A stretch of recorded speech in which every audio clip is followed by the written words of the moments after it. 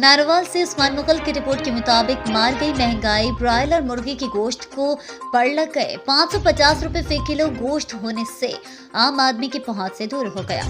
आम आदमी ने सर पकड़ कर लिए, दुकानदार भी परेशान।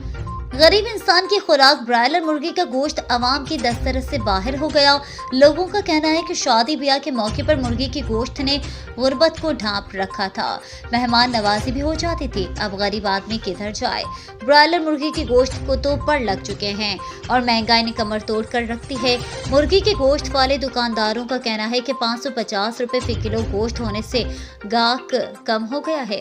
इनका कहना था कि मुर्गी की फीड्स की दरामद पर पाबंदी है, हमें पीछे से जो रेट मिलेगा हम तो इसी हिसाब से फरोख्त करेंगे। आम आदमी का कहना है कि इंतजामिया और हुकूमत महंगाई को कंट्रोल करने में नाकाम है। खुदारा गरीब के मुंह से निवाला ना छीने। दूसरी तरफ शादी ब्याह वाले भी परेशान हैं कि अब क्या किया जाए।